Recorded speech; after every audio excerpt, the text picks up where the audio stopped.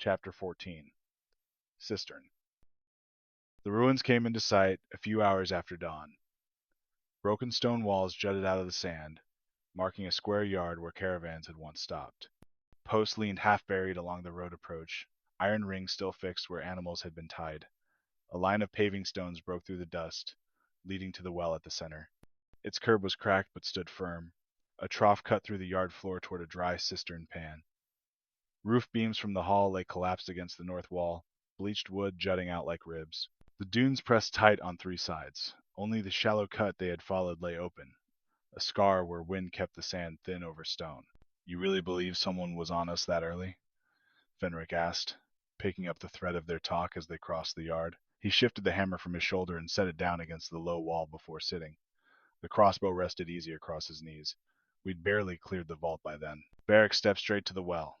He crouched, tapped the curb with two knuckles, pressed an ear to it, and rose again. "I saw it, heel drag on the ridge when the sun came up, left foot shallow. Not ours."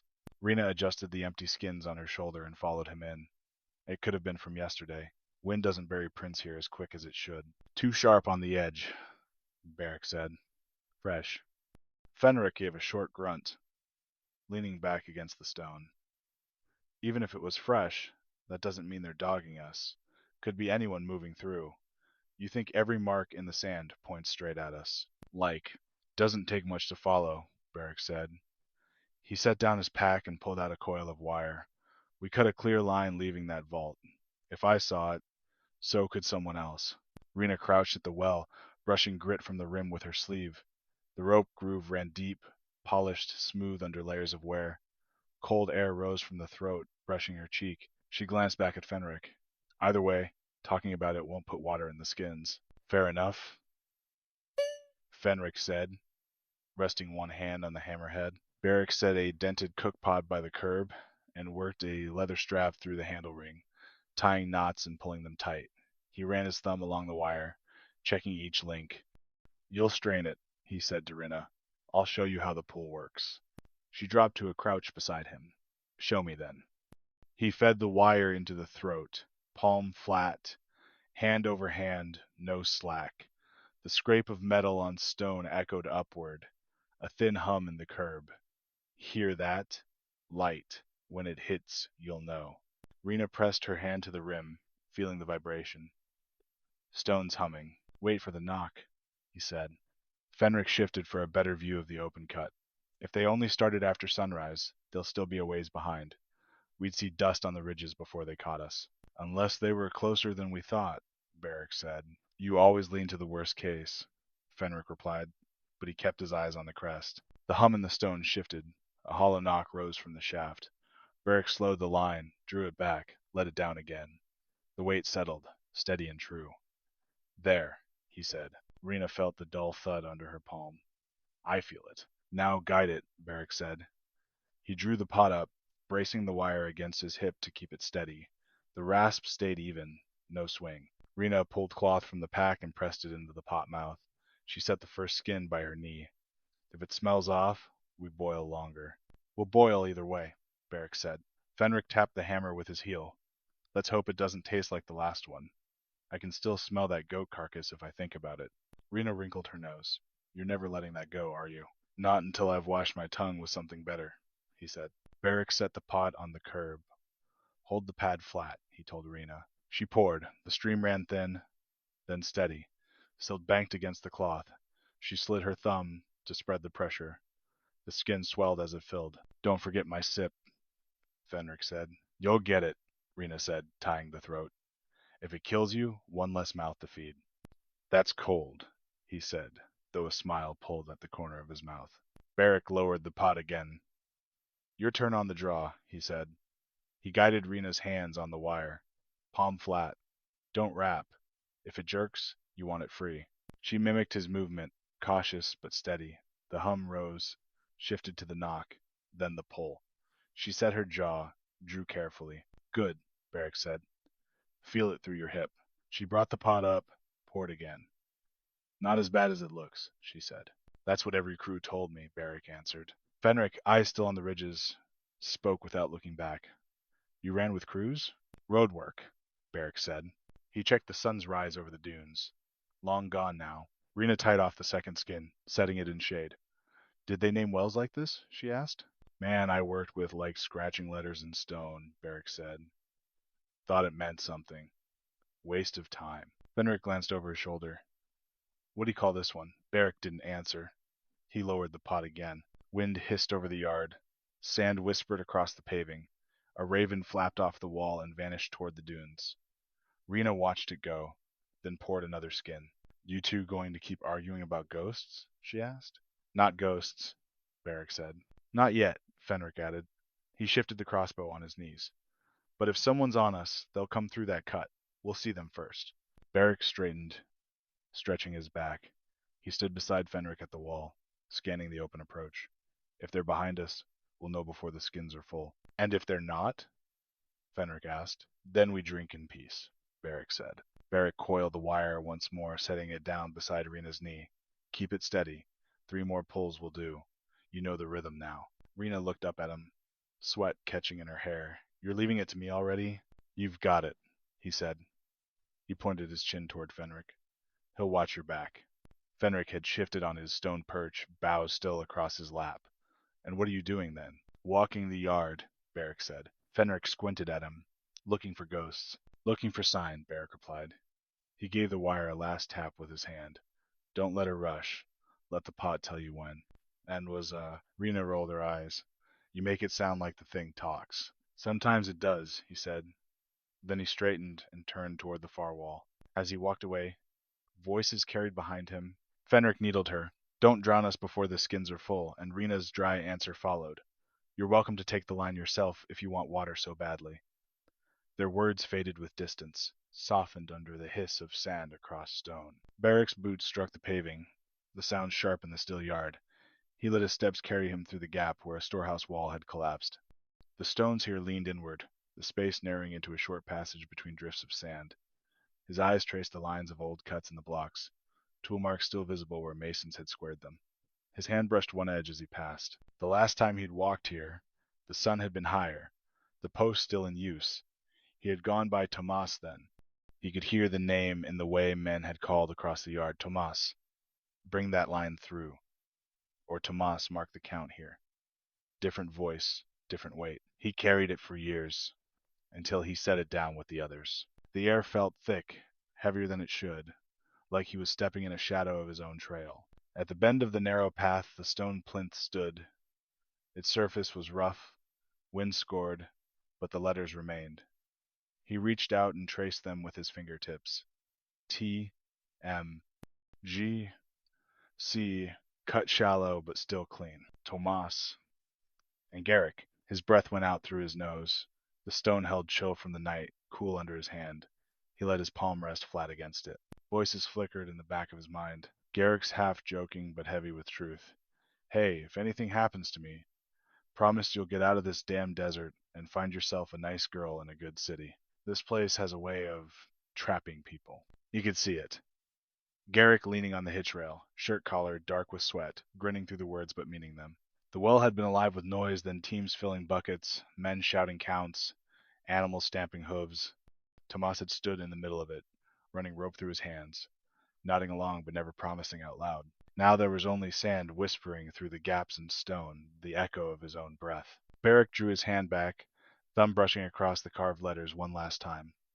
The cuts were shallow, as if they'd been made in haste, a mark between friends, left with no thought it would last this long. He flexed his fingers once, then let them fall to his side.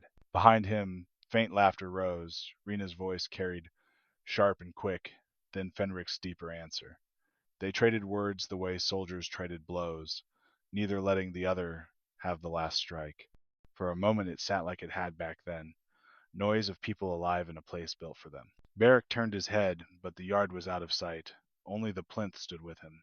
He stayed one breath longer, then drew his knife and pressed the tip to the stone. The edge bit easy into the weathered face. 2 more letters joined the old cuts. B, G. He leaned back, thumb brushing across all 3 sets. Tomas, Garrick, and now this.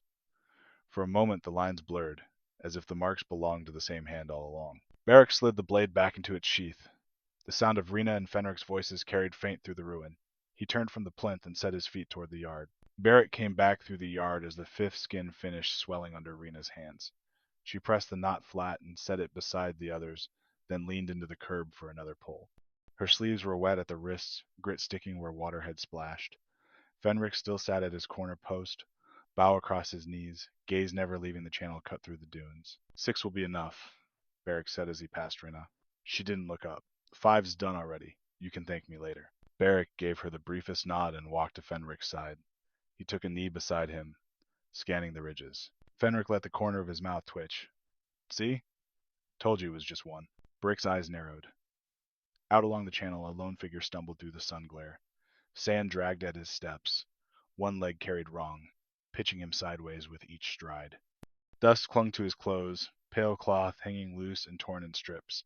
His gait had the rhythm of a man walking too long without water. Doesn't look armed, Fenric said. Berik stayed silent for a moment. His gaze shifted to the ridges, the slope lines on either side of the cut, the way the sand had shifted since morning. I'm telling you, he muttered. There has to be another one. Tracks don't. He broke off as the man raised his head and called, Hey, thank Yerim.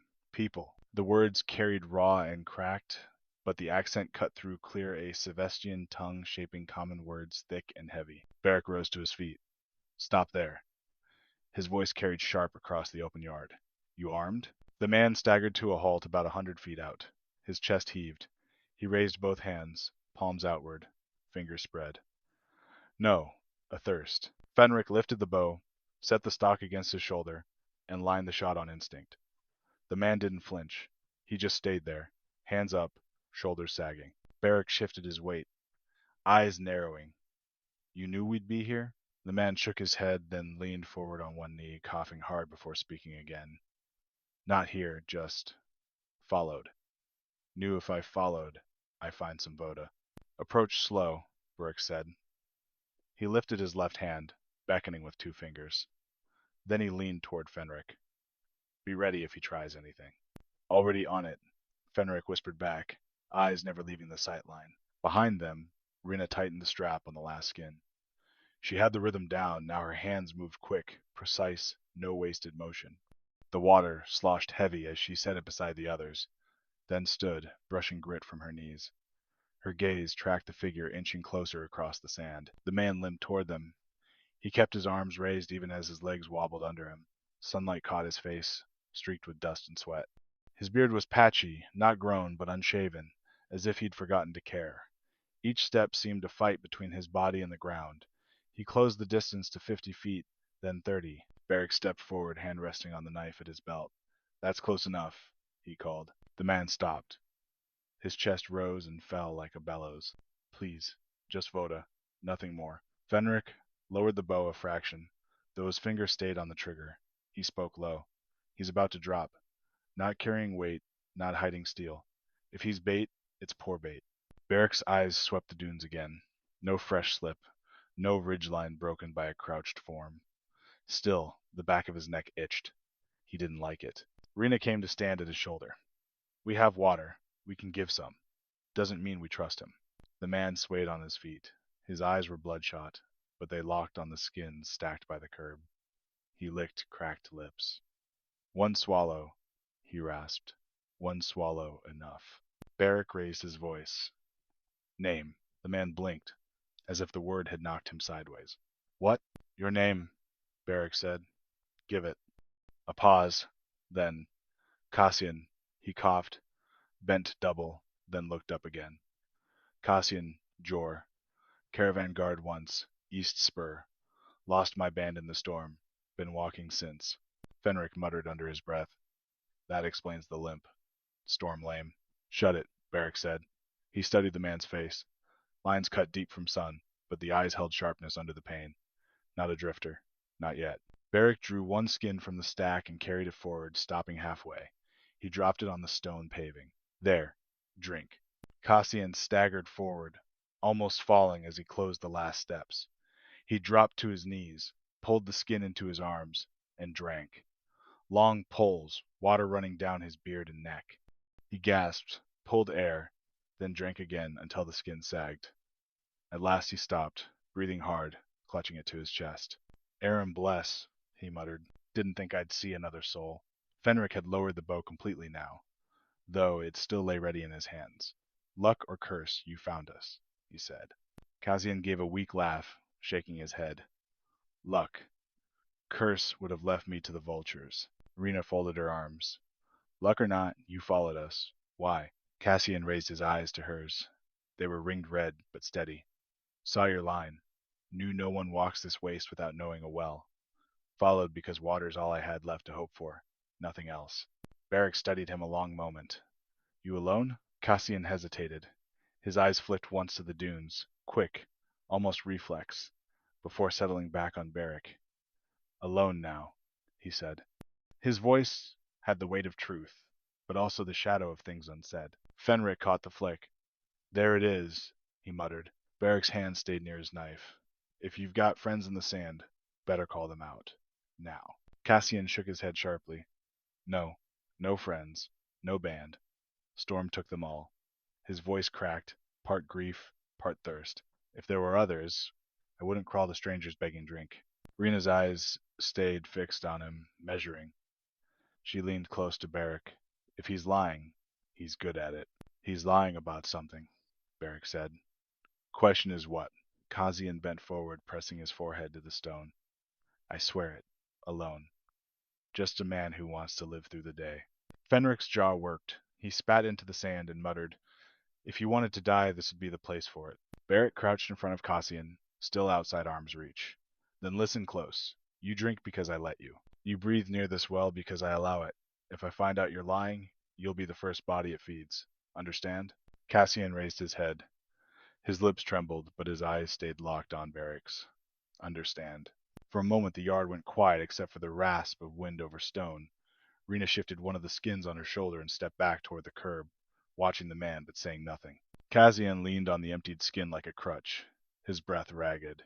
I can work, he said suddenly. I can pull, carry, keep watch. I'm not dead weight. Just don't turn me back to the sand. Berik studied him again. He saw the limp, the shake in his arms, but also the straightness of his spine when he forced himself upright. A man beaten, but not broken. Fenric raised a brow at Berik. What do you think? He's either a curse we carry or a blade when we're outnumbered. Berik's gaze slid once more to the dunes, then back to Kazian. He didn't answer right away. Cassian stood swaying, skin still in his hands, waiting for judgment.